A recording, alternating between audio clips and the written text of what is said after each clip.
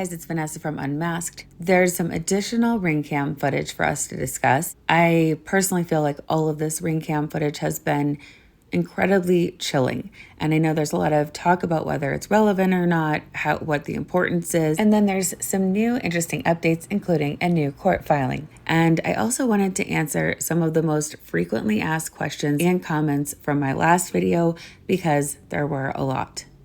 But first, before we get into it, please hit the like, subscribe, and hit the notification bell to all so you'll be notified of my new videos on this case and many more.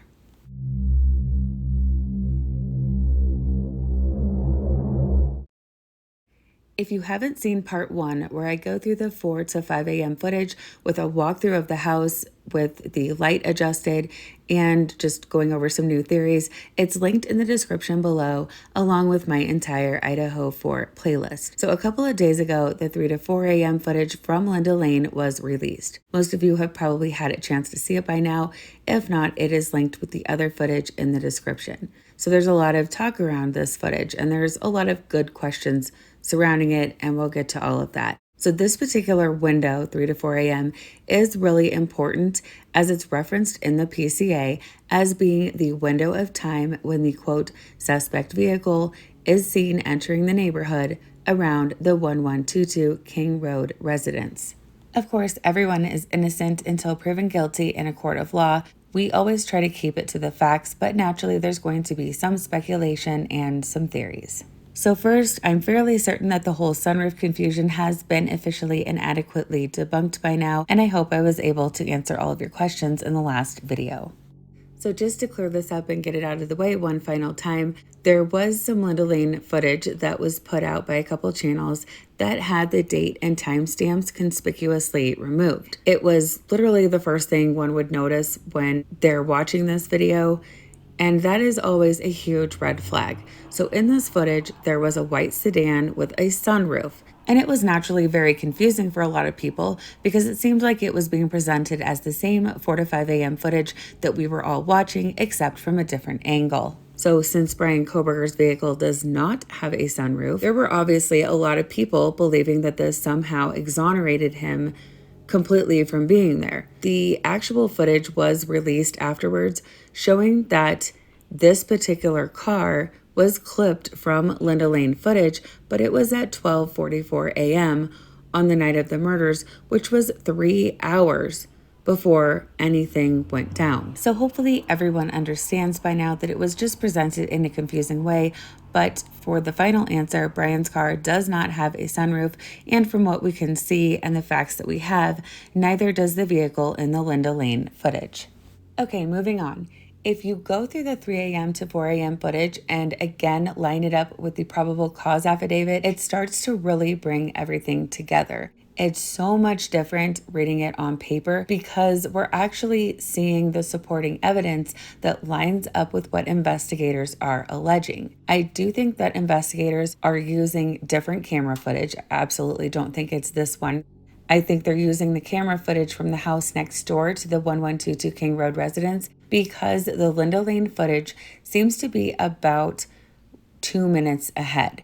It's a very small discrepancy, but if you line up the times on the PCA and the footage starting at around 3 a.m. and go to 5 a.m., it's consistently all about 2 minutes ahead of the corresponding movements described on the PCA. I'll be timestamping all of this in the description just like I did in the last video, so you can go and see it for yourself. It definitely is not as clear as the 4 to 5 a.m. footage.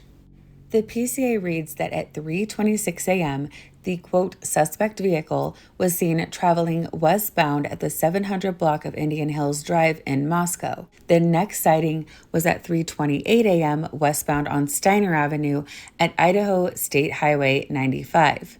This is the footage right here at this intersection where investigators noticed that the vehicle did not have a front plate. If you pull this up on Google Maps, the distance between those two locations is 2 minutes. On the night of the murders, Brian's vehicle was still registered in Pennsylvania and did not have a front plate. About a week after the murders, he registered the car in Washington, which does require both front and back plates. So there's only 19 states that don't require a front plate. It's just one of those things. It's another clue, an identifier used to corroborate the other evidence that they have. Okay, so this is where the footage becomes important. In the PCA, they talk about the fact that they have the white Hyundai Elantra leaving the area of Brian's apartment in Pullman at 2:44 a.m. They see him again at 2:53 a.m., and they are basically tracking him by street cam driving from Pullman to Moscow. For those people who get really frustrated about the DNA on the sheath and think that it doesn't mean anything, this footage, the timeline, and all of these other facts should be really important to you because it's the totality of everything and looking at the full picture. The distance from the 3:28 a.m. sighting is approximately 0.6 of a mile, which again lines up with the footage and the PCA timeline.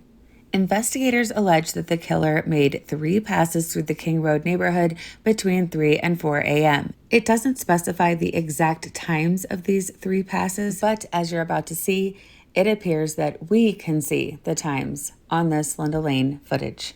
This footage is different and more frustrating than the hour after because the vehicle is much harder to see. In fact, during the first pass through, you can barely see the vehicle at all. There's no way to say if it's definitely a white Hyundai Elantra. However, I could see a sliver of the top and there is a better view during the second and third passes, and it does appear to be a white sedan. I'm guessing the footage from the other camera has a much better view, and that's what they're going off of. However, it is extremely telling that there are exactly 3 passes and turnarounds, which lines up exactly with what investigators are alleging. I have my own personal theory on why he was doing these passes and why he changed it up at the end, and we'll get into that. Investigators allege that the first pass happened at 3:29 a.m. On this particular footage, you can hear a car heading eastbound on King Road, turning right onto Queen Road, and then turn around in that same spot and head back down the street to go left towards King Road again at 3:30 and 57 seconds. So basically 3:31 a.m. There is a tiny glimpse of the vehicle, and it does appear to be light colored or white. So again, consistently about 2 minutes ahead of the PCA.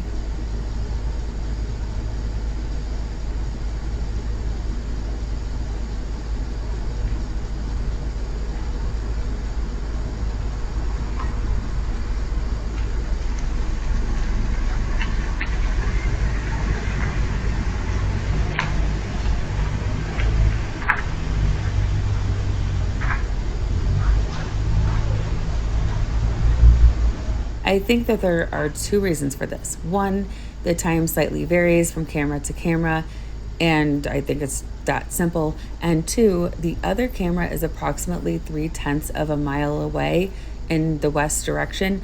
So I believe that the PCA is going off the times that the suspect vehicle is passing by that specific camera. Now let's watch the clip of the second pass at approximately 3:39 a.m.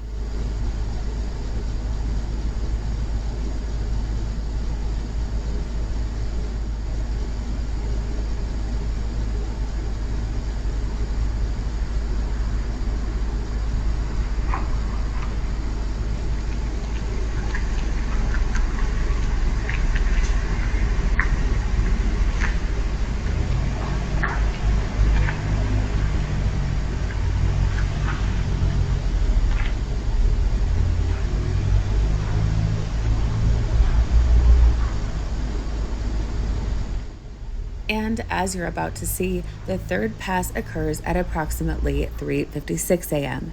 We know from investigators that this is just minutes before Xana's DoorDash order arrives.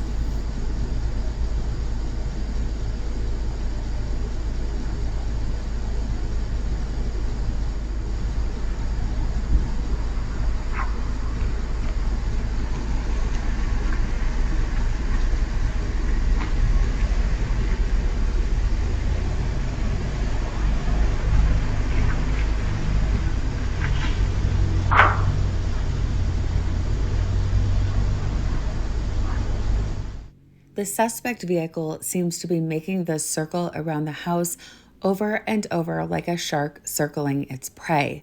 That is why this hour of video is so chilling to me. In my opinion, he's waiting for them to go to their rooms. From behind the house, you can actually see straight into Kaylee and Maddie's bedrooms. I think he was driving back and forth, seeing them up and around, and waiting for them to go to bed. That fourth and final pass, a few minutes after 4 a.m., that I showed in part 1, is after they have gone into their rooms and possibly turned off some of the lights. This fourth and final pass is different. During this fourth pass, he pauses in that same lot for 10 seconds and then drives back down King Road and makes a 3-point turn right here. I believe he made that turn because there's a small lot directly behind the house that is secluded and shielded by the woods. To get to that lot, he has to turn around at that area, go east back the way he came on Queen Road, and then turn right behind the house. I think that fourth and final pass was to check and see if the DoorDash driver was gone, if everyone was, if he could see lights go off and the house settling down, and then he knew it was safe to go back up, and instead of turning it around in that lot this time, he turned right and went into the small lot that's kind of hidden behind the house. And like I said before, with the woods right there, it's a perfect place to park and have cover to come down through the backyard and right into the back sliding door. Someone in my Patreon brought up a really good point that I wanted to share. We don't know if the killer shut the back door behind them. He could have left it open for an easy getaway after the murders. In the PCA, when it says that Dylan heard someone say, "There's someone here," could that have been Xana possibly coming into the kitchen and seeing the back door standing open? And I don't think that we're ever going to know for sure, because it's been said that the acoustics in that house are now completely different because the contents of the house have been removed and a lot of the actual interior structure has been removed as well. I wanted to quickly address some of the most common questions and comments I got on this past video. There were a lot of questions about the black SUV that starts up and leaves the Linda Lane Apartments parking lot at 4:23 a.m., about 1 minute after the suspect vehicle leaves. I didn't just arbitrarily decide that I didn't think that the black SUV had anything to do with it because it wasn't convenient.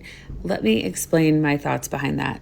If you go back to the very beginning of the footage that we have available, which starts at 1 a.m., that black SUV is in all of the footage, parked in the same spot all night long until 4:23 when it is started up and leaves the parking lot. The guy that gets into the vehicle comes out of the direction of the Linda Lane Apartments, not in the direction of the King Road house. My guess would be that he either lives there or was visiting someone who does. Also, again, there were 3 law enforcement agencies working this case. We heard directly from the neighbors that police were going door to door the next day, questioning everyone, taking DNA, and downloading phones from multiple people. I guarantee you that anyone coming in and out in other vehicles that were seen during this time frame were all very carefully vetted by investigators. Do we really think that they didn't notice the black SUV on camera leaving around the same time and that they didn't check it out? There were also a lot of comments talking about how with Brian's strong criminal education background, he wouldn't be stupid enough to use his own vehicle. Well, let's think about that for a second and go over his other options. He could obviously take an Uber. I don't think I even have to explain how dumb of him that would be. He could steal someone else's car. That opens up a whole other set of risks and potential to being caught. He could rent a car, which would leave a paper trail that would just lead back to him. If you followed Gannon Stauch's case, where his stepmom murdered him, she did that, and they just followed the paper trail. He could borrow someone else's car, which would still be spotted on camera in those specific time frames, and that person would likely go directly to police. And it's a 3-hour walk, yet a 20-minute drive from his apartments to the house on 1122 King Road. So his safest bet out of all of those options is to use his own car. And I know I commonly use this serial killer as an example, but there are a lot of similarities, and I've studied this particular killer for most of my life. Ted Bundy had a very distinctive vehicle. He drove a tan VW Bug, and he used it to stalk, kidnap, and murder his victims. He even took the front passenger seat out and removed the interior door handle so that the women couldn't escape. So right there, those modifications made the car even more conspicuous, and he still used it. And it was also part of the reason that he got caught. So we may look back and it's easy in hindsight to think, well, if I was going to do that, I wouldn't be that stupid. How could anyone be that stupid? But we're not really thinking in the killer's mindset. It's very possible that he thought he was smart enough to get away with it, as he has likely fantasized about this for a long time and carefully planned it out. We do have some new updates with some new filings today. The defense team will be getting the grand jury hearing transcripts that are due to be completed on July 21st. In addition to that, the judge also granted the defense a 37-day stay of proceedings. This just means that everything is put on hold to give them a chance to review the grand jury transcripts. The trial is still set to begin on October 2nd. So what do you guys think? Since the defense team seems to be focused on basically investigating the investigation with all of the requests for the labs, lab techs, police training records, and grand jury transcripts, do you think they're focused on finding procedural mistakes because the state has a mountain of evidence against Brian? Or do you think it's just the defense making sure that no stone goes unturned? Please let me know in the comments below. Thank you guys so much for watching. Stay safe and see you next video.